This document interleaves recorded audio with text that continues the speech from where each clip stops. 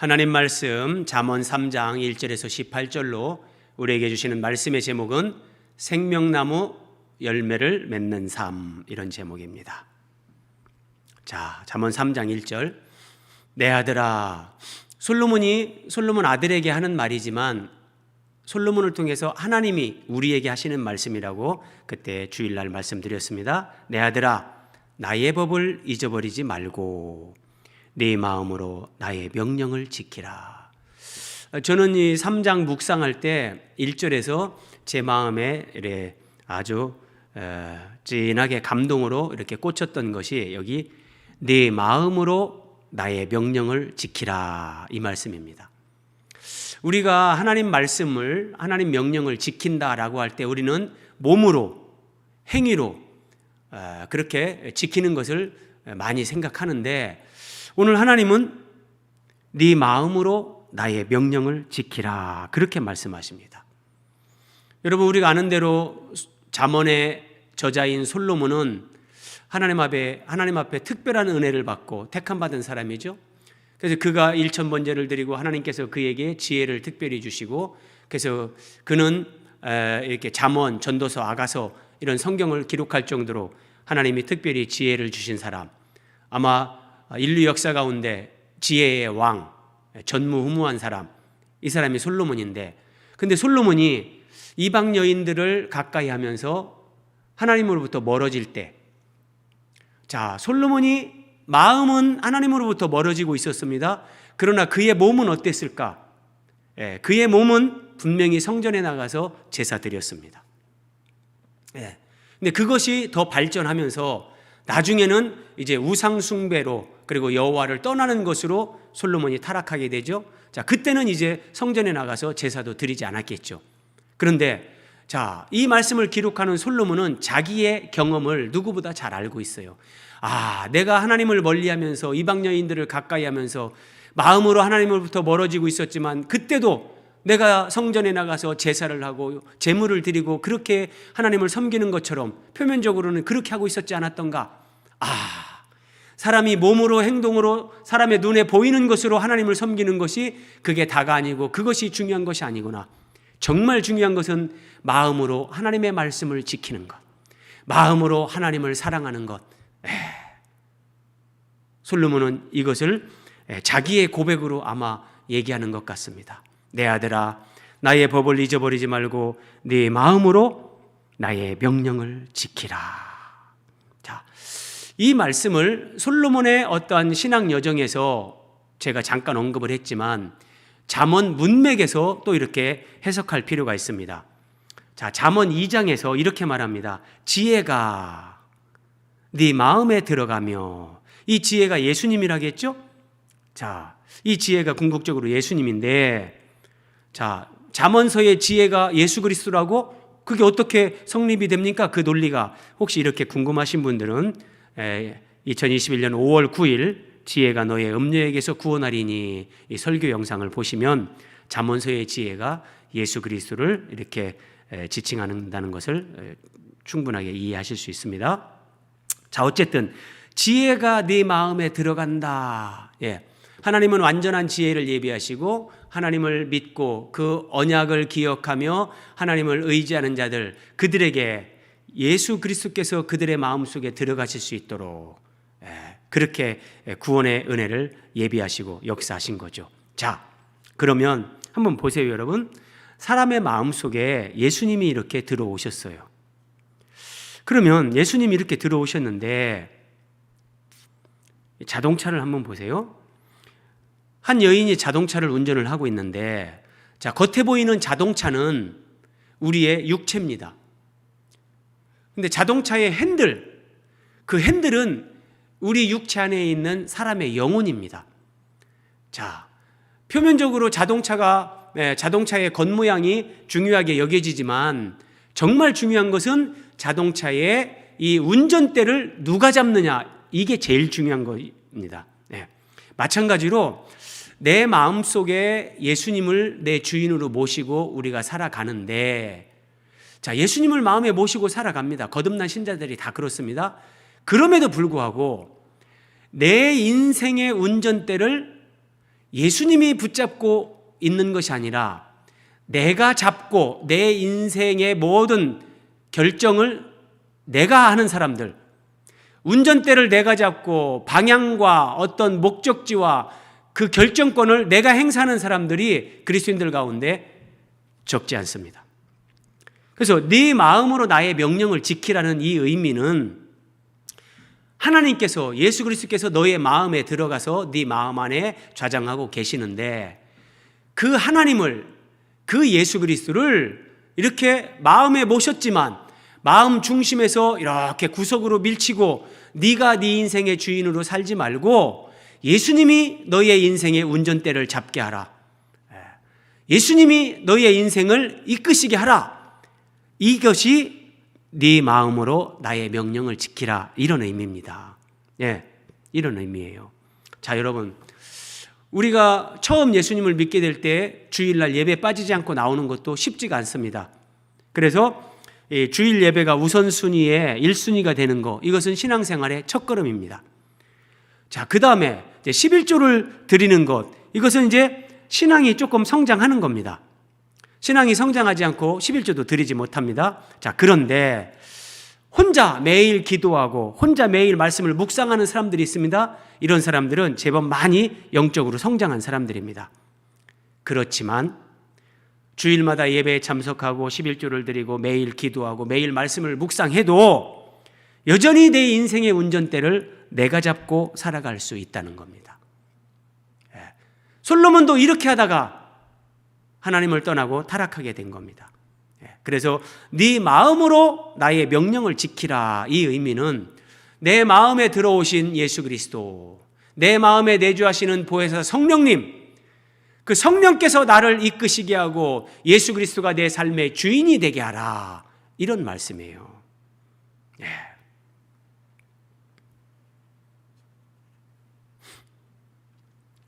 2절을 한번 보세요. 자, 2절에 그리하면 네 마음으로 나의 명령을 지키면, 네 마음에 거하시는 예수님께서 네 인생의 운전대를 잡고 너의 삶을 인도하시게 하면, 네가 그런 순종의 삶을 살아간다면, 그렇게 하면, 그리하면 그것이 예수님이 내 인생의 주인이 되고 내가 마음으로 하나님의 말씀을 지키면서 살아가는 그것이 사람에게 장수하게 한다. 사람에게 장수를 주고 사람에게 평강을 누리게 한다. 자, 평강을 누리게 한다. 여러분, 여기서 장수한다, 이것을 생물학적으로 사람이 좀 더 오래 산다, 불신자보다 내가 10년을 더 살았다, 20년을 더 살았다, 그것도 의미가 있겠지만요, 여기서 장수라는 것은 사람이 오래 사는 걸 얘기하잖아요. 그러면 이 장수의 영적인 의미, 그것이 하나님과의 관계, 예수 그리스도가 내 삶의 주인이 돼서 내 마음으로 하나님 말씀, 하나님 명령을 지키며 살아가는 그것이 우리에게 장수하게 한다. 사람이 진짜 사람답게 살게 한다는 겁니다. 예. 하루를 살아도 사람이 사람답게 살게 하고 사람답게 사는 삶이 길어지게 한다. 이게 네가 장수하여 많은 해를 누리게 한다, 이런 말이고요. 평강을 더하게 한다. 마음에 예수님이 들어오셨는데 내 마음에 평강이 더해집니다. 이것이 사람이 누리는 행복입니다. 장수를 하지만 마음의 평강, 기쁨, 행복이 없다면 그 장수가 축복이겠습니까? 어떤 면에서 재앙이 될 수 있죠. 사람답게 살면서 정말 진리를 따라 살면서 마음의 평강이 누려지는 삶, 그 행복이 누려지는 삶을 오래오래 살도록 하나님이 그렇게 하신다. 그러니까 우리가 마음으로 하나님의 말씀을 지키고 마음으로 예수 그리스도께서 내 주인이 되게 하는 거, 이게 얼마나 중요한 것인가. 그렇죠? 그것이. 자, 잠언 3장 2절을 쉬운 성경으로 한번 보세요. 그렇게 하면, 네 마음으로 나의 명령을 지키면, 그렇게 하면 너는 오래 살고 성공하게 될 것이다. 이게 쉬운 성경은 이렇게 번역을 했습니다. 내 마음으로, 그러니까 형식적으로 할 수 없어서 주일날 예배당에 나와서 예배드리는 그런 신앙생활 말고 내가 예배당에 있든지 집에 있든지 일터에 있든지 이웃 사람들과 만나든지 어떤 순간에든지 내 마음으로 하나님의 말씀을 지키는, 내 마음에 정말 주님이 주인 되는 그런 삶을 사는 것, 이것이 사람이 사람답게 사는 것이고 이것이 사람이 진짜 인생을 성공하는 것이다. 예. 이 성공이 세속적인 성공을 얘기하는 게 아니란 말이에요. 네. 여러분, 세속적으로 성공을 해도 그 성공이 그렇게 오래가지 않습니다. 네. 그러나 예수 그리스도 안에서, 진리 안에서 진짜 성공을 하면 그것은 영원으로 연결되는 진정한 성공이다. 자, 3절. 인자와 진리가 내게서 떠나지 말게 하고 그것을 내 목에 매며 내 마음판에 새기라. 내 마음판에 새기라 그럽니다. 여러분, 여기서도 보세요. 자, 1절에서 나의 명령을, 네 마음으로 나의 명령을 지키라 그랬잖아요. 마음으로 하나님의 명령을 지키라고 했는데 여기 3절에서는 인자와 진리, 이것을 떠나지 말게 하고 인자와 진리를 네 마음판에 새기라, 이렇게 말씀하십니다. 네. 신앙생활은 영적 전쟁입니다. 하나님은 우리의 마음이 하나님께로 향하게 하고 하나님 말씀으로 향하게 하고 늘 우리의 마음이 그렇게 하나님과 말씀을 향하게 이렇게 이끄시는데, 마귀는 우리의 마음이, 음녀가 유혹을 하는 거죠. 우리의 마음이 늘 세상에, 돈에, 잠시 있다 사라질 것에, 뭐 이런 것들로 우리 마음이 분산되고 빼앗기게 만든단 말이에요. 이 영적 전쟁. 자, 그 상황 가운데서 하나님은 말씀하십니다. 인자와 진리가 네 마음판에 새겨지게 하라. 그래서 내 마음을 지키는 것, 마음을 하나님께 드리는 것, 이것이 본질이거든요. 자, 여기서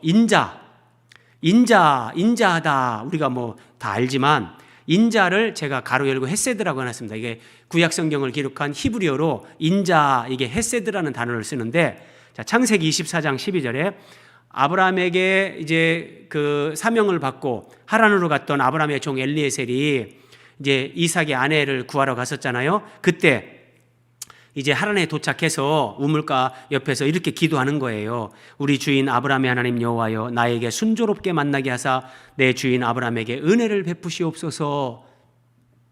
이때 은혜가 히브리어로 헤세드입니다. 그러니까 잠언 3장 3장의 인자와 창세기 24장 12절의 이 은혜가 히브리어로 같은 단어 헤세드입니다. 헤세드는 인자 이렇게 번역할 수 있고요. 또 은혜, 무슨 사랑, 자비, 이런 것으로도 번역할 수 있어요. 자, 그러면 잠언 3장 3절에 인자와 진리, 이 말씀은 은혜와 진리 이렇게 번역을 해도 전혀 틀린 것이 아니란 말이에요. 제가 뭘 말씀드리려고 이렇게 설명을 했겠습니까? 자, 요한복음 1장 17절에 율법은 모세로 말미암아 주어진 것이요 은혜와 진리는 예수 그리스도로 말미암아 온 것이라.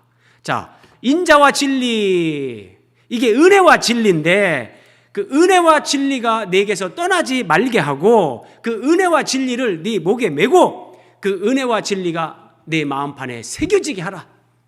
3절에서 이렇게 말씀하셨단 말이에요. 네. 그러면 하나님께서 마음판에 새기라고 하시는 은혜와 진리, 이 은혜와 진리는 예수 그리스도로 말미암아 온 것이라. 그래서 여러분, 구약 성경 어디를 보든지 우리는 예수 그리스도를 만나게 되는 거예요. 네. 하나님이 새 언약을 통해서 약속하신 예수 그리스도, 그 예수 그리스도에 관계된 아브라함의 자손으로 오시는 예수 그리스도, 다윗에게 언약하신 다윗의 언약, 다윗 언약, 다윗의 자손으로 오시는 예수 그리스도, 그 예수 그리스도와 관계된 은혜와 진리를 떠나지 말게 하고 그것을 네 마음판에 새기라. 솔로몬이 이 깨달음을 얘기하는 거예요. 3000년 전의 말입니다. 자, 이것을 우리에게 적용하면 우리가 십자가에 달려서 몸짓고 피 흘려 죽으신 예수 그리스도 그 은혜로 우리가 구원받고 하나님의 자녀가 되고 거듭나고 영생을 얻은 사람들이 되었는데, 그 십자가 은혜와 진리가 네게서 떠나지 말게 하고 네 마음판에 그것이 새겨지게 하라. 하나님께서 그렇게 말씀하시는 겁니다. 자, 그리하면 자, 이 그리하면이 뭐냐? 앞에서 쭉 설명했습니다. 첫 번째 1절에서 내 마음으로 나의 명령을 지키라.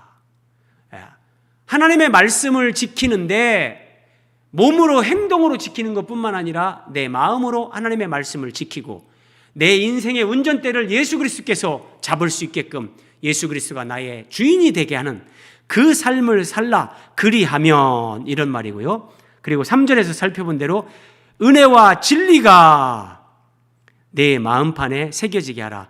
예수 그리스도를 통해서 베푸신 구원의 은혜를 잊어먹지 말고 그것을 내 마음판에 새기게 하라.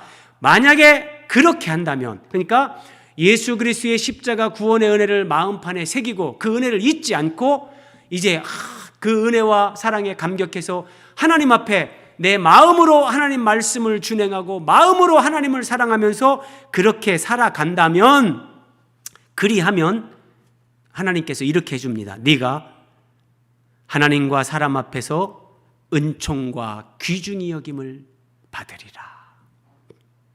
예. 이렇게 살면 하나님이 하나님 앞에 은총을 받게 하고 사람 앞에 귀중히 여김을 받게 하신다. 예. 여러분, 우리가 이런 사람들을 한 번씩 이렇게 만나보잖아요. 정말 참 이 사람 하나님 사랑하는 사람 같다. 이 사람 정말 참 예수님 바르게 믿는 것 같다. 예. 하나님과 사람 앞에 은총과 귀중히 여김을 받는 사람. 예. 어떤 사람이 그렇게 된다고요? 마음으로 하나님의 명령을 지키고 마음에 예수 그리스도의 십자가 그 구원의 은혜를 새기고 잊지 않고 너무 감사하고 기쁘고 감격스러워서 내 마음을 다해서 내 삶을 다해 하나님을 사랑하고 주님을 따르는 사람들, 그런 사람들에게 하나님이 하나님과 사람 앞에서 은총과 귀중히 여김을 받게 하신다. 5절 말씀입니다.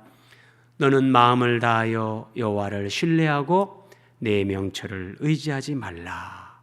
여러분, 이런 말씀 참 신앙생활 오래 하신 분들은 익숙하게 많이 듣고 알고 계실 겁니다. 자, 오늘 여기서 한번 우리가 생각해 봐야 될 게 있는데, 그러면 마음을 다해서 여호와를 신뢰한다는 게 무엇일까?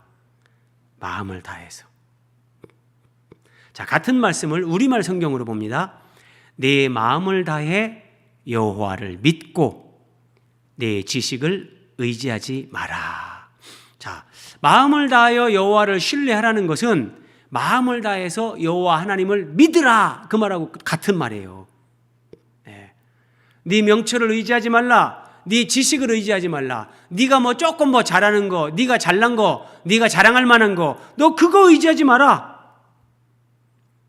마음을 다해 하나님을 믿는데 내 지식, 나의 어떤 능력, 나의 잘남을 의지한다면 그것은 마음을 다해서 하나님을 믿는 것이 아니겠죠. 자, 그러면 여러분, 여기서 또 하나님을 믿고 하나님을 신뢰한다는 것은 뭘까? 우리가 다 안다고 생각합니다.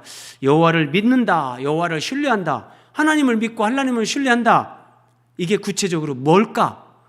여러분, 거듭난 신자들 가운데 하나님을 믿는다, 하나님을 신뢰한다 그렇게 말하지 않는 사람들 없죠.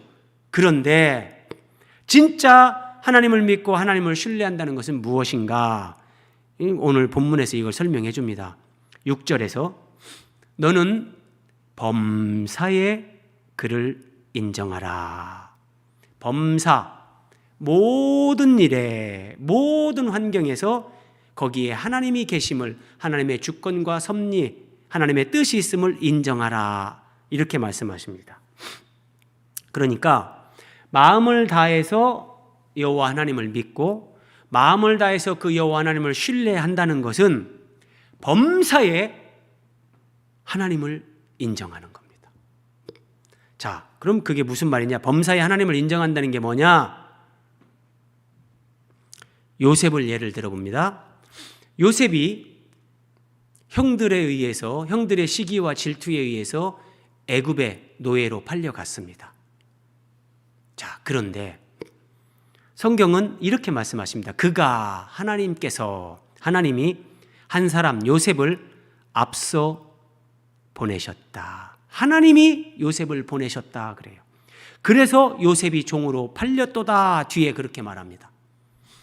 여러분, 이게 신비예요, 신비. 형들의 시기 질투심이 발동해서 그들이 요셉을 죽이려고 하다가 미디안 상인에게 노예로 팔았고 요셉은 애굽의 노예로 팔려갔습니다.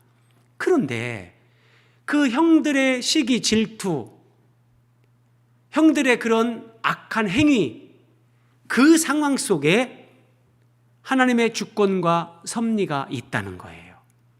여러분, 요셉은 자기가 애굽의 노예로 팔려가는 이 상황에서도 하나님을 인정했습니다. 이것이 범사에 하나님을 인정하는 거예요.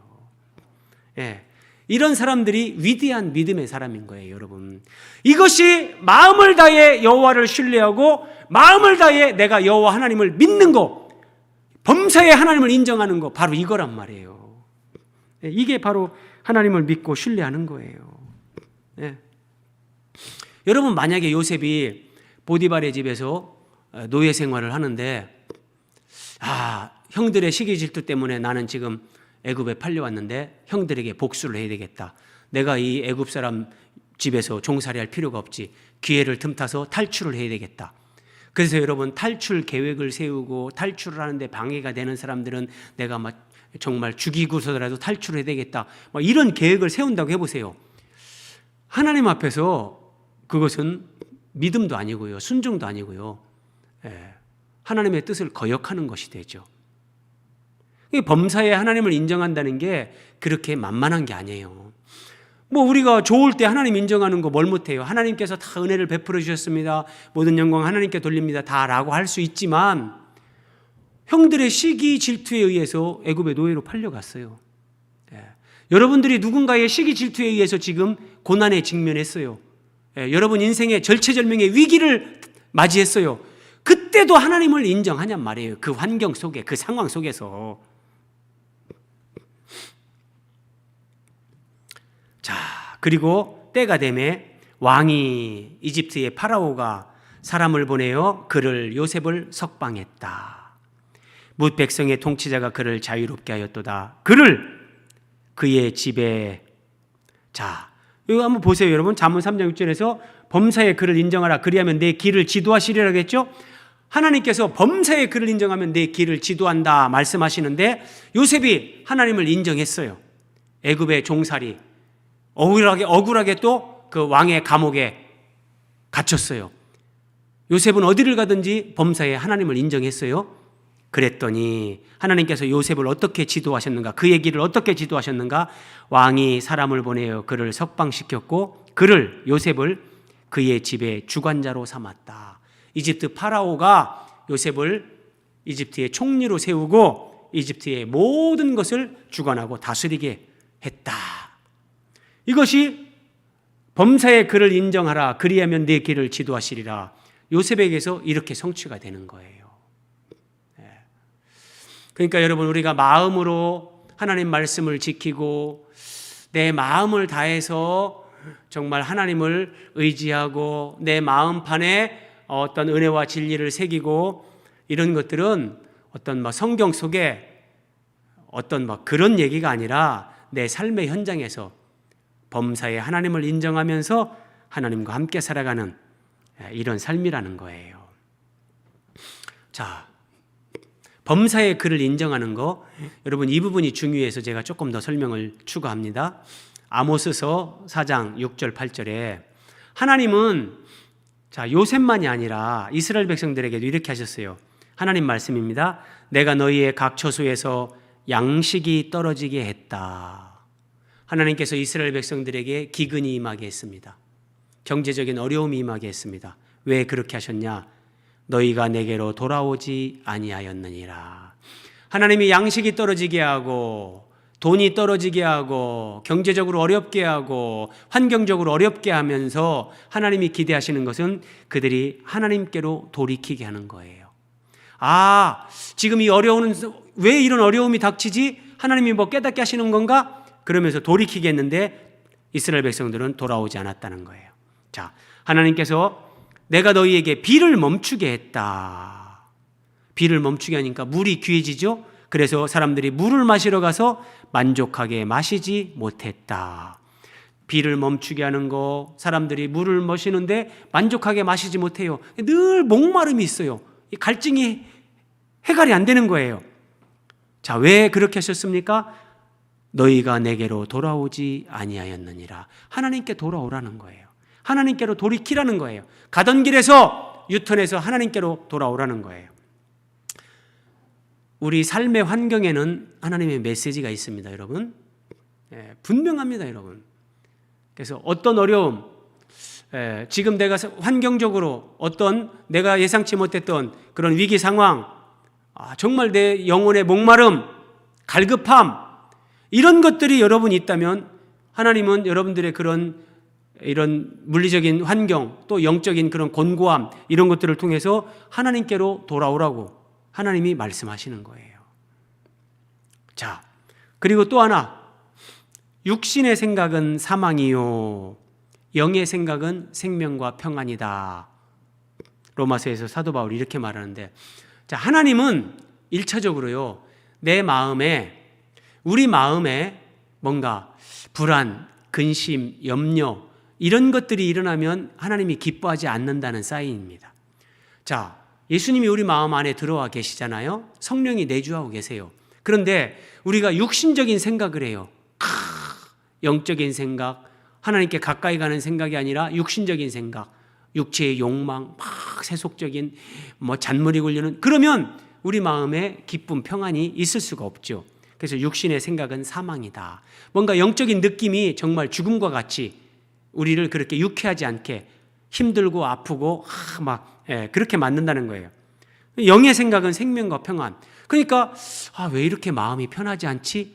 만약에 우리가 이런 것들을 경험한다면 내가 지금 영적으로 영이신 하나님께 내 생각을 맞추지 않고 육신적인 생각으로 지금 하나님의 어떤 기뻐하는 것에서 내가 지금 이렇게 멀어져 가고 있구나, 이런 것들을 깨달아야 되는 거죠.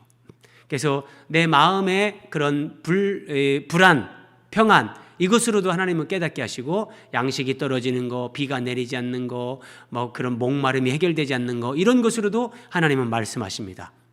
하나만 더 봅니다.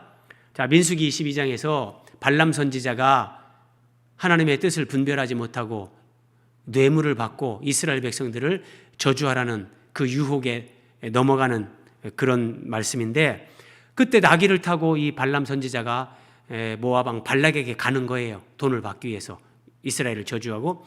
자, 나귀가 발람 선지자를 태우고 가는데 하나님께서 이제 나귀에게 역사하셨죠. 나귀가 사람 발람에게 말을 합니다. 나귀가 발람에게 이르되, 세상에 나귀가 말을 하는 겁니다. 여러분, 나귀가, 나는 당신이 오늘까지 당신의 일생 동안 탄 나귀가 아니냐? 내가 언제 당신에게 이같이 하는 버릇이 있었더냐? 나귀가 지금 발람 선지자에게 이렇게 호통을 치는 겁니다, 여러분. 자, 이게 무슨 의미냐면, 하나님은 사람을 통해서 우리에게 말씀하시고, 환경을 통해서 우리에게 깨닫게 하시고, 누군가 무언가를 통해서도 우리에게 말씀하시고 깨닫게 하신다는 거예요. 그래서 여러분, 하나님은 젊은이들에게 1차적으로 부모를 통해서 말씀하십니다. 그래서 부모님의 잔소리, 또 잔소리한다, 이렇게 하는 사람들은 하나님의 음성을 놓치는 겁니다. 잔소리 같지만 거기에 하나님의 음성이 담겨 있는 겁니다. 그렇게 하지 마라, 그렇게 하면 안 된다, 부모님이 말씀하실 때 거기에 하나님의 음성이 있다니까요.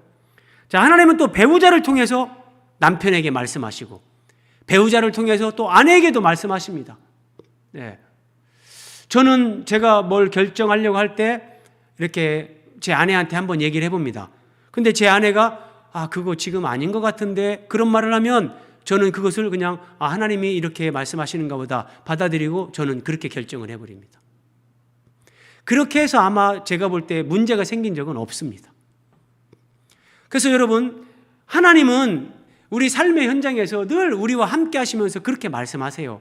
그런데 무슨 막 아들 아우 이렇게 말씀하시는 게 아니라 아내를 통해서 나에게 말씀하시고, 남편을 통해서 말씀하시고, 부모를 통해서 자녀에게, 내 옆에 있는 누구를 통해서. 여러분, 내가 어디를 가는데 개가 막 짖습니다.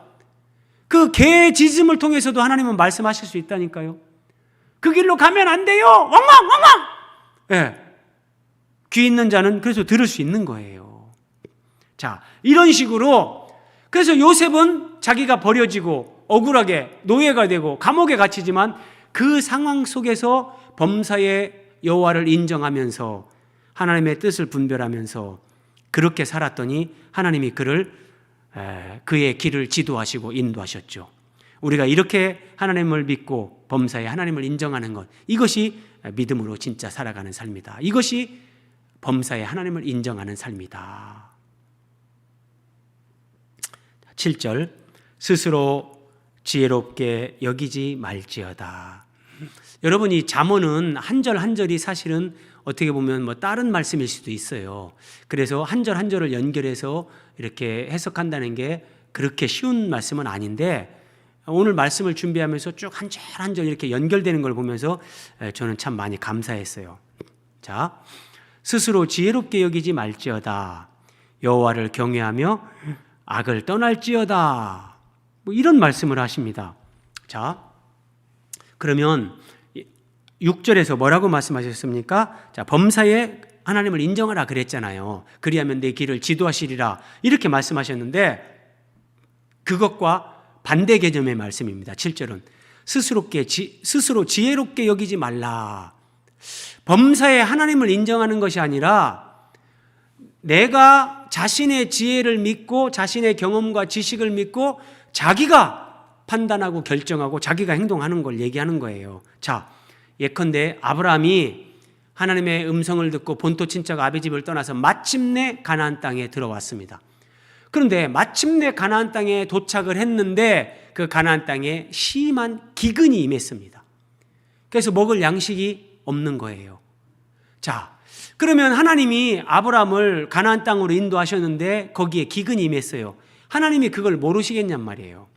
하나님이 모든 걸 주관하시는데, 그러면 거기에서 아브라함이 믿음이 조금 더 좋았다면, 하나님 말씀 따라서 가나안 땅에 왔는데 왜 이렇게 먹을 것도 없을 정도로 기근이 심합니까? 하나님 어떻게 하면 되겠습니까? 도와주세요. 이렇게 하나님을 의지하고 범사에 하나님을 인정하고 하나님의 인도를 받아야 되는데, 아브라함은 그렇게 하지 않았죠. 자기의 판단, 자기의 지식으로 애굽으로 내려가는 겁니다.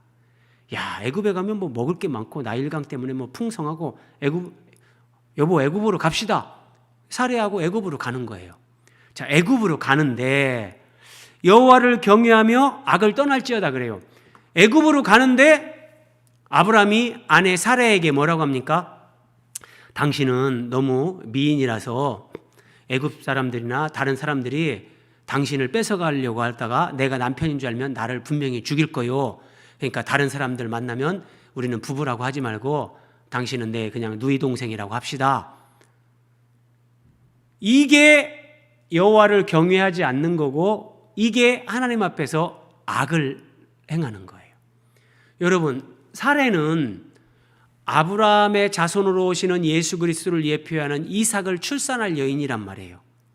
근데 이 여인이 애굽의 바로에게 잡혀 들어가서 바로의 수청을 들고 이런 아비멜렉에게 또 이렇게 동침을 하게 되고, 이런 상황에 내 아내를 내어 던지는 이것이 여호와 하나님 앞에서 악을 행하는 거예요. 악을요.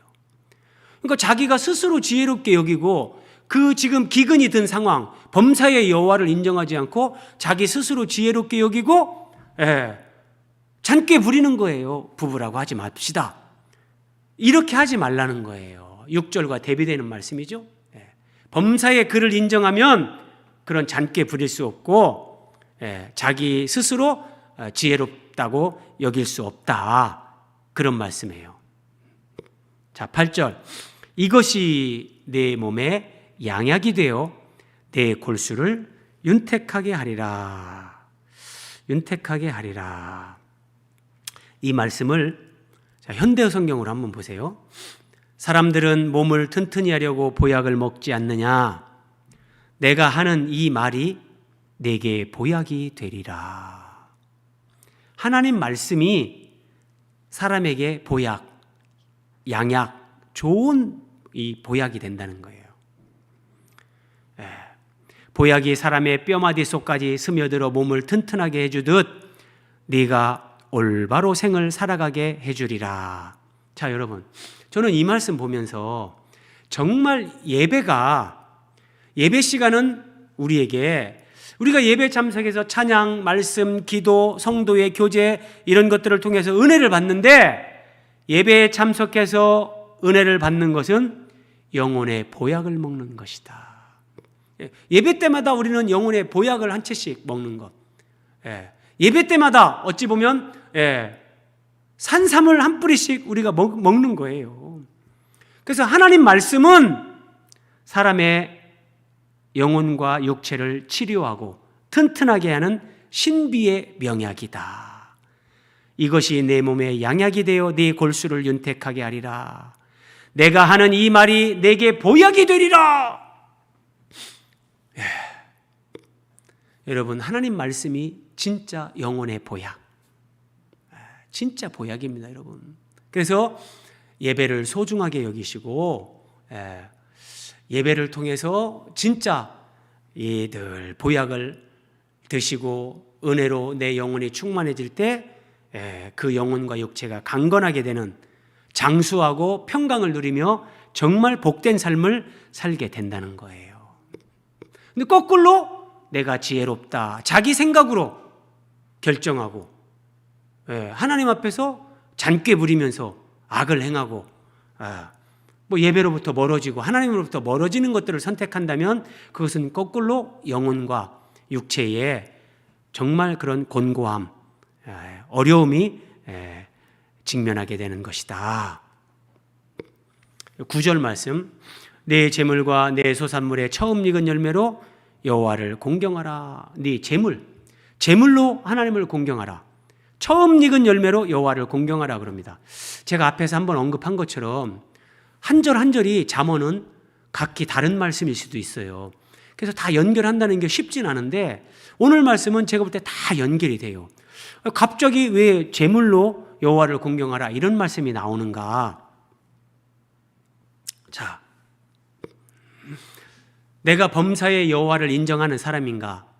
내가 마음으로 여호와의 명령을 지키는 사람인가? 하나님의 십자가 은혜와 진리를 내 마음판에 새기고 너무 감사해서 정말 하나님 앞에 헌신하며 그렇게 기쁨으로 사는 사람인가? 이런 것들을 우리가 어떻게 확인할 수 있는가? 내가 하나님 말씀에 정말 순종하는 사람인가? 이것을 객관적으로 확인할 수 있는 것이 한 가지 있는데 그것이 재물의 소유권입니다. 재물의 소유권. 자, 내 재산, 내 재물이 있는데 내 재물에 대해서 이것은 내 것이다 라고 만약 여러분들이 생각한다면 아직은 여러분들이 하나님 말씀을 마음으로 지키는 그 상태가 아닙니다. 범사에 하나님을 인정하는 아직 그 단계의 신앙이 아니란 말이에요. 여러분, 내 재물이 내 거라고 여기는 사람이 그러면 내 목숨을 하나님의 것이라고 인정할 수 있겠습니까? 재물도 하나님 앞에 내려놓지 못하는데 어떻게 내 목숨을 내려놓을 수 있겠습니까? 안 되는 거예요.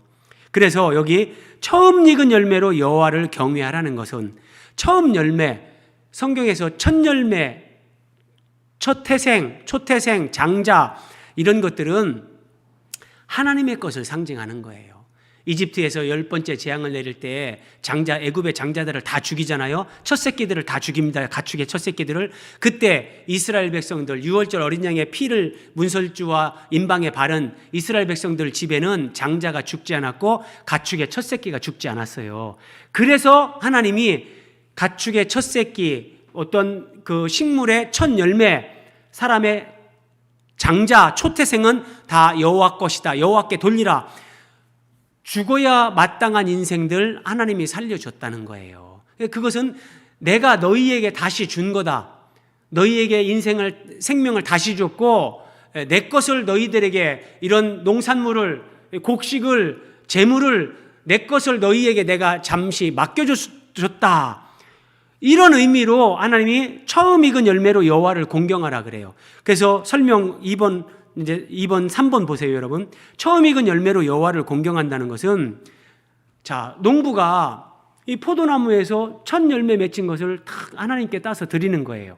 그것은 이런 신앙 고백인 거예요. 하나님, 이 나무의 모든 열리는 열매가 하나님이 다 주신 하나님의 것입니다. 하나님이 은혜로 나에게 주신 것이고 이거 잠시 하나님이 저에게 맡겨주신 겁니다. 제가 먹을 거 먹고 또 팔아서 뭐 어떤 돈으로 쓸 거 쓰지만 또 어떤 부분은 이것으로 가난한 자를 돕고 정말 하나님 나라를 위해서 사용하고 이렇게 하라고 맡겨주신 겁니다.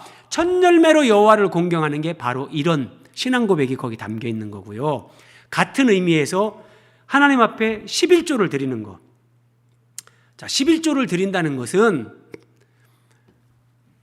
내가 10분의 1을 하나님 앞에 드리면서 내가 이번 달에 하나님의 은혜로 얻은 모든 이런 소유가 다 하나님이 은혜로 나에게 주신 겁니다. 그리고 하나님이 나에게 맡겨주신 겁니다.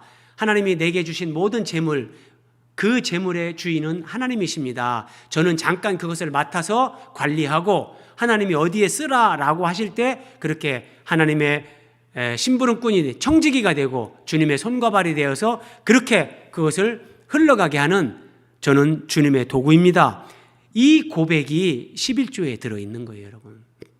그러니까 첫 열매로 여호와를 경외하지 못하고 11조를 하나님 앞에 드리지 못한다면 아직은 하나님의 말씀을 내 마음으로 지키는 상태가 아니고 주님을 사랑하되 은혜와 진리가 아직도 내 마음판에 새겨진 것이 아니고 범사에 여호와를 인정하는 삶이 아직 못 사라지고 있다는 거예요. 그래서 여러분 11조라든지 첫 열매라든지 이런 하나님 앞에 드리는 헌물, 헌금 이런 것은 돈이나 물질의 문제가 아니라 영적인 문제예요, 여러분.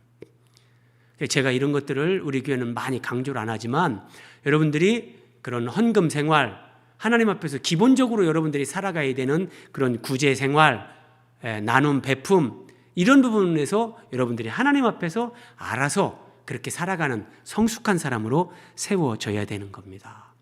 그러면 여기서 이 9절 말씀이 왜 갑자기 나오냐? 네 재물과 처음 익은 열매로 여호와를 공경하라.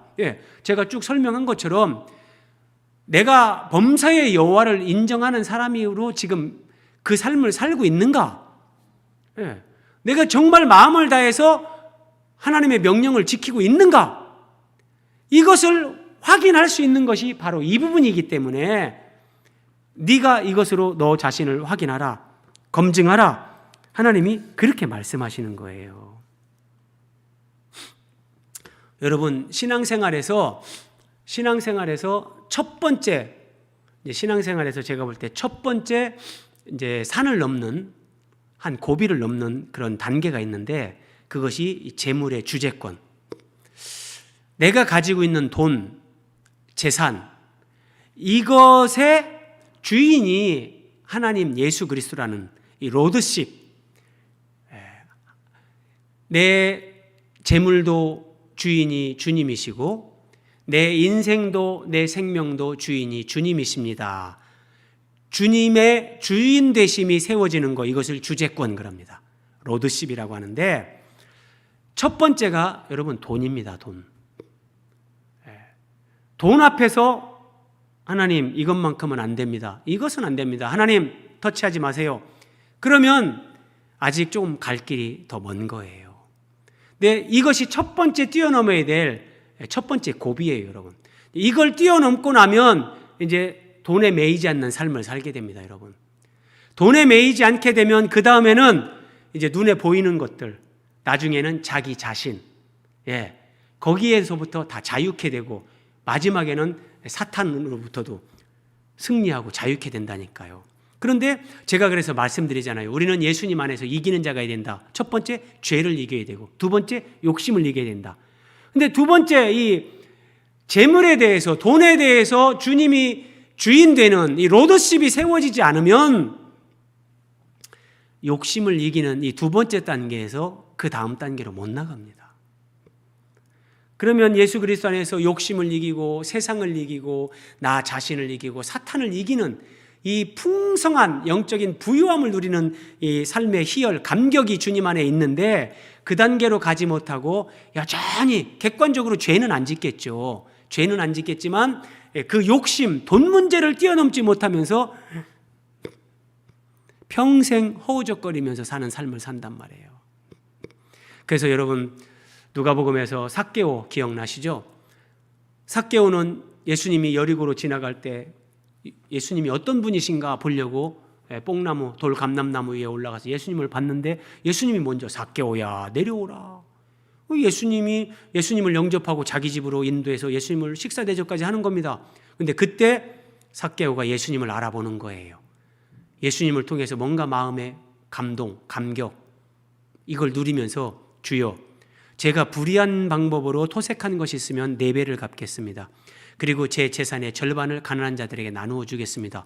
예수님이 뭐 돈에 대해서 아무 말씀도 안 하셨는데 본인이 이런 얘기를 하는 거예요. 그건 뭐냐면 길이요 진리요 생명이신 예수 그리스도를 삭개오가 만나면서 세리장이었잖아요. 평생에 돈 모으는 것에 목적을 두고 살았던 자신의 삶이 얼마나 비참했는가 이걸 깨달으면서 주님 발 앞에 딱 돈을 내려놓는 거예요. 이 돈, 내 생명 이제 주님의 것입니다. 로드십이 세워지는 거예요. 그때 예수님이 뭐라고 말씀하시냐? 오늘 이 집에 구원이 임하였느니라. 여러분 이게 구원이라니까요. 죽어서 지옥 안 가고 천국 가는 것도 구원에 포함되지만 평생에 돈에 매여서 수전노로 살던 사람이 돈으로부터 딱 벗어나는 거. 예, 여러분. 이게 구원이에요. 자기 자신에게 갇혀 살던 사람이 자기 자신으로부터 내 자아로부터 벗어나는 거. 이게 구원이라니까요. 그래서 여러분 범사에 하나님을 인정하는가? 하나님의 말씀을 내 마음판에 새기고 사는가? 내가 마음으로 여호와의 명령을 지키고 있는가? 복잡하지 않습니다. 내 재산 그리고 내 목숨 이것이 주님의 것이라는 로드십이 세워져 있는가? 그거 점검하세요, 여러분. 그것이 안 됐다면 여러분 그것 때문에 주님 앞에 무릎 꿇고 기도하세요. 주님은 저를 위해서 십자가에서 목숨을 주셨는데 우리에게 영생을 주셨는데 내가 천국에서 영생을 누릴 사람인데 내가 여러분 돈이라는 것은 이 땅에 사는 동안만 필요한 거예요. 속지 마세요. 이 땅에 사는 동안만 필요한 건데 그것을 영원히 가지고 갈 것처럼 거기에는 목숨 걸고 살아가면서 영혼을 준비하는 삶에 대해서는 무관심하고 게으르고 그러면 안 되는 거예요.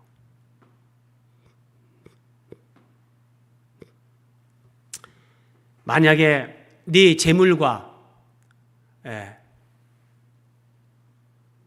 땅의 첫 열매와 그 나무의 그 첫 열매로 네가 여호와를 경외하라 그랬잖아요. 그리하면 그렇게 살면 그러니까 우리 인생에 예수 그리스도가 내 재물의 주인이시고 내 인생의 주인이시고 내 생명의 주인이시다. 요거 딱 이게 기준이 세워지고 진짜 하나님 앞에서 그렇게 살면 네 창고가 가득히 차고 네 포도즙 틀에 새 포도즙이 넘치리라. 여러분 하나님이 뭐가 아쉽고 부족해서 우리에게 이렇게 안 주겠습니까? 이 로드십이 세워지지 않는 상태에서 하나님이 많은 걸 주면 대부분 사람들은 거의 다 타락합니다. 타락합니다. 그런데 이 로드십이 세워지고 하나님 앞에 그 삶을 바르게 살면 네 창고가 가득히 차게 하고 넘치게 하겠다. 이게 하나님 약속입니다. 내 아들아 여호와의 징계를 경히 여기지 말라. 그 꾸지람을 싫어하지 말라. 이 말씀도 여러분 아니 또 이런 말씀하다가 왜 갑자기 여호와의 징계가 나오는가 꾸지람이 나오는가. 근데 이 말씀도 다 연결이 돼요. 연결이. 자 1절에 하나님의 말씀을 잊어버리지 말라 그러는데 우리가 하나님 말씀을 잊어버리거나 은혜와 진리를 마음판에 새기라 그랬는데 은혜와 진리에서 떠나거나 하나님을 범사에 인정하라 그랬는데 범사에 인정하지 못하는 삶을 살거나 자기 자신을 스스로 지혜롭게 여기거나 재물로 여호와를 경외하지 않고 돈의 종이 되어 살아요. 그리고 영원을 준비하는 삶을 살지 않아요. 그러면 하나님이 어떻게 하셔야 됩니까? 사랑하시기 때문에 그 사람의 영적 성장을 위해서 징계를 할 수밖에 없는 거예요. 사랑하기 때문에 징계하는 거예요. 아니, 영혼에 대해서 전혀 준비하지 않고 어차피 우리는 영원한 하나님 나라에 가서 주님과 더불어 영원히 살아야 되는데 내 인격은 단장하지 않고 신앙은 성숙해지지 않고 세상 것에 취해서 그냥 돈 버는 죄미에 그러면 어떻게 하냔 말이에요. 하나님은 징계하실 수밖에 없다는 말이에요. 그러니까 1절부터 제가 보면요, 지금 11절까지도 다 연결이 돼요. 논리적 연결점이 다 이렇게 있다니까요. 대저 여호와께서 그 사랑하시는 자를 징계하시기를 마치 아비가 그 기뻐하는 아들을 징계함같이 하시느니라. 사랑하시기 때문에 하나님이 징계한다는 겁니다. 사랑하시기 때문에. 자, 하나님은 우리가 예수님을 믿고 하나님의 자녀가 되게 하셨습니다. 그런데 우리에게 하나님의 자녀다운 성품, 생명의 성장, 존재의 변화는 저절로 따라오는 게 아니에요. 우리의 순종, 때로는 인내, 오래 참음, 이런 것들을 통과하면서 말씀에 대한 순종, 이런 과정을 겪으면서 하나님의 자녀다운 그런 성품, 성품의 열매, 생명의 성장, 존재의 변화가 따라오는데 이런 부분에 대해서 진보를 이루지 못하고 불신자처럼 막 살아가는 거예요. 그러면 하나님께서 우리의 변화와 성숙을 위해 우리를 징계하십니다. 그 징계의 목적은 우리가 예수님의 성품과 생명으로 변화되게 하는 것. 그리고 이제 13절, 14절에 보면 지혜를 얻은 자는 복이 있다. 지혜를 얻는 것이 은을 얻는 것보다 낫다. 이런 말씀이 나와요. 여러분, 이 말씀도 지금까지 살펴본 말씀과 논리적으로 연결이 되십니까? 이 말씀도 연결이 돼요. 자, 지혜를 얻은 자는 복이 있다. 지혜를 얻는 것이 은을 얻는 것보다 낫다. 여기서 지혜는 제가 예수님이라고 말씀드렸죠? 그리고 15절 보세요. 지혜는 진주보다 귀하다. 그러니까 지혜는 어떤 금은 보석보다 귀하고 네가 사모하는 모든 것으로도 이에 비교할 수 없도다. 사람들이 대부분 세상에 살면서 사모하는 거요. 돈, 큰 집, 좋은 차, 권력, 높은 지위, 명문대, 예를 들어서 뭐 이런 것들이죠. 근데 사람들이 사모하는 모든 것과도 지혜는 비교가 안 된다.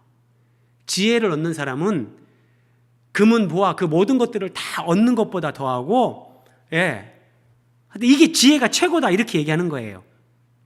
자, 그러면 이 지혜가 예수님인데, 자, 예수님은 마태복음 13장에서 천국 비유를 드시면서 천국은 마치 밭에 감추인 보아와 같다 이렇게 말씀하셨어요. 밭에 감추인 보아와 같다. 이 사람 옷 입은 거 보세요. 누더기 옷이잖아요. 너무 가난해가지고 옷도 다 이렇게 기어 있고 그런데 이제 먹고 살기 어려우니까 남인의 집에 밭에 일을 하러 간 거예요. 품삯을 받고. 근데 밭에 가서 일을 하는데 곡괭이 짓을 하는데 뭐가 쿵 걸려서 파봤더니 거기에 무슨 괴짝이 나오는데 이 범상치 않은 거예요. 뚜껑을 열어봤더니 금은 보화가 가득한 거예요. 자, 그러면 이 사람이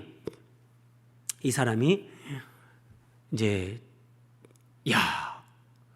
이 금은 보화를 합법적으로 자기 것을 만드는 방법은 이 금괴가 묻혀 있는 밭을 자기가 사면 밭 주인의 것이 되니까, 그래서 이것을 발견한 후에 기뻐하며 돌아가서 자기 소유를 다 팔아 그 밭을 사느니라. 그 밭을 사느니라.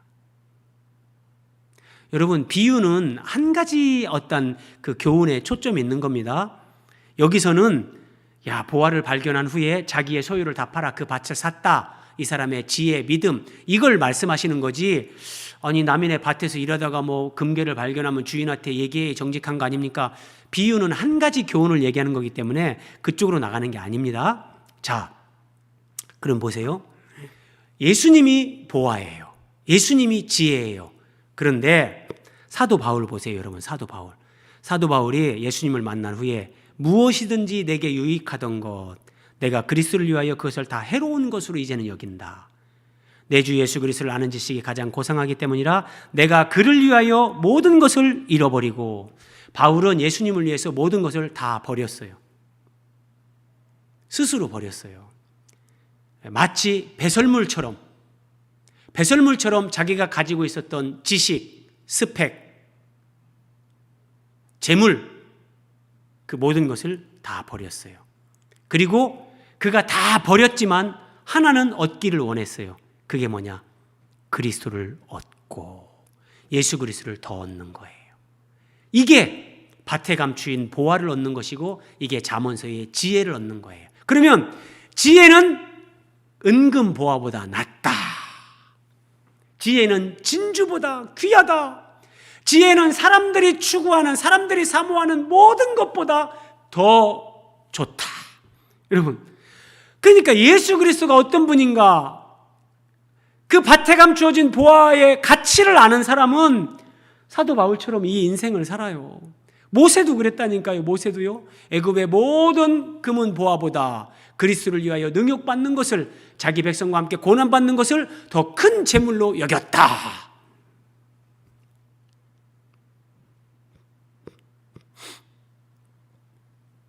말씀을 마무리해야 되는데요. 18절, 지혜는 그 얻은 자에게 생명나무라. 지혜를 가진 자는 복되도다. 자, 지혜는 예수님인데, 자, 여러분 보세요. 요한복음 15장으로 연결을 해보세요. 예수님이 나는 포도나무다, 너희는 가지다 그랬어요. 그러면 잠언에서 지혜는 그 얻은 자에게 생명나무다 그랬어요. 그러니까 예수님이 쉽게 얘기해서 생명나무예요. 근데 지혜를 얻은 자, 예수 그리스도를 만나고 예수 그리스도를 믿고 살아가는 자는 그 생명나무를 얻은 거예요. 그럼 우리가 생명나무에 붙어있는 가지가 되는 거예요. 예수님은 포도나무, 우리는 가지. 예수님이 생명나무인데 우리가 생명나무를 얻었다면 우리는 그 예수님에 붙어있는 가지가 되는데, 그러면 하나님이 우리에게 궁극적으로 의도하시는 게 뭐냐? 열매를 맺는 거예요. 열매예요. 열매를 맺는 거. 무슨 열매를 맺냐? 생명나무의 열매를 맺는 거예요. 생명나무니까 생명나무의 열매를 맺어야 되죠. 그런데 이 생명나무가 예수 그리스도. 그러면 예수 그리스도, 생명나무이신 예수 그리스도에게 붙어서 우리가 열매를 맺는다는 건 무슨 열매를 맺습니까? 예수 그리스도의 영원한 생명, 부활 생명, 십자가 진리, 온유와 겸손, 낮아짐, 섬김, 이런 것들을 열매 맺는 거예요. 그래서 여러분, 오늘 본문의 1절부터 하나님의 말씀을 내가 마음으로 지키고 범사에 하나님을 인정하고 은혜와 진리를 내 마음판에 새기고, 내 제물로, 첫 열매로 여호와를 공경하면서 사는데, 여러 가지 모양으로 얘기를 했지만 그런 식으로 모든 영역에서 믿음으로 살면 그럼 뭐가 어떻게 되느냐? 생명나무이신 예수님의 생명, 예수님의 성품, 예수님의 생명, 예수님의 성품이 우리 안에서 주렁주렁 열매가 맺는 겁니다. 그래서 마음으로 여호와의 명령을 지키는 사람, 범사에 하나님을 인정하면서 환경을 통해서, 사람을 통해서 하나님의 음성을 들으면서 순종하고 인내하고 오래 참고 견디면서 믿음으로 사는 사람들, 재물과 첫 열매로 여호와를 공경하는 사람들, 그 사람들은 결국은 생명나무이신 예수 그리스도의 그 생명의 열매, 존재의 열매, 생명과 성품의 열매, 예수님을 닮아가는, 이것이 우리가 그리스도의 몸인 교회로 세워지는 것이요, 예수 그리스도의 신부인 거룩한 성 새 예루살렘으로 건축되는 겁니다. 여러분, 우리가 하나님의 자녀답게 이게 변화되는 거란 말이에요. 그래서 예수님을 똑바로 믿고 하나님 말씀대로 우리가 그렇게 살아가면 하나님이 주시는 복이 이 복이에요. 근데 이 복은 영원으로 연결되기 때문에 이 복은 금은 보화보다, 돈보다, 세상에서 성공보다, 세상에서 높아지는 것보다 훨씬 귀하다. 은금보다 낫고 진주보다 귀하다. 이렇게 말씀하시는 거예요. 그래서 여러분, 첫째, 우리가 이런 열매를 맺으려면 예수 그리스도를 성경을 통해서 만나고 먹고 마셔야 되는 거예요. 예수 그리스도를 먹고 마시는 은혜의 크기가 생명 성장의 크기가 되고 하나님 말씀에 대한 순종의 크기가 나의 변화의 크기가 됩니다, 여러분. 자, 마지막 말씀 보겠습니다. 계시록에서 생명나무가 잠언에 나왔잖아요. 잠언에 생명나무가 4번 나옵니다. 그런데 요한계시록 성경의 마지막에서 생명나무가 나옵니다. 에베소 교회에 주신 말씀입니다. 이기는 그에게는 내가 하나님의 낙원에 있는 생명나무의 열매를 주어 먹게 하리라. 이기는 그에게. 오늘 잠언에서도 똑같아요. 마음으로 여호와의 명령을 지키고 범사에 하나님을 인정하고 제물로 천열매로 하나님을 공경하고 이런 믿음으로 살아내는 것, 삶이 이기는 삶이에요. 그러면 생명나무 열매를 주어서 먹게 하고 예수 그리스도를 충만하게 만나고 누리고 내 안에 생명나무 열매를 맺게 하는 거예요. 그래서 요한계시록 마지막 장 22장 성경 마지막 장에서 이렇게 나와요. 그 도시의 성문으로, 거룩한 성 새 예루살렘을 얘기하는 거예요. 새 예루살렘 도시의 성문으로 들어갈 자격과 생명나무 열매를 먹을 권리를 얻으려고 자기 예복을 깨끗이 빨아 간수하는 사람은 행복하다. 예수 그리스도께 더 가까이 나아가고 예수 그리스도를 더 닮아가고 예수 그리스도 안에서 그 열매를 맺기 위해서 자기 예복을, 혼인잔치에 우리가 청함받은 사람들이잖아요. 예수 그리스도의 순결한 신부로 드레스를 입은 사람들이잖아요. 그 드레스가 더러워지지 않게 예복을 깨끗이 간수하면서 믿음으로 순결한 삶을 살면서 주님을 사랑하고 말씀을 따라 살아가는 그들에게 하나님은 복이 있다. 그들에게 생명나무 열매를 주어서 계속해서 먹게 하리라. 말씀대로 사는 사람들, 인격이 말씀이 되는, 말씀이 인격이 되는 그 삶을 살아가는 사람들은 이 생명나무 열매, 예수 그리스도의 생명과 성품의 열매를 맺는 그 은혜와 영광을 누리게 하십니다. 우리 기도하겠습니다.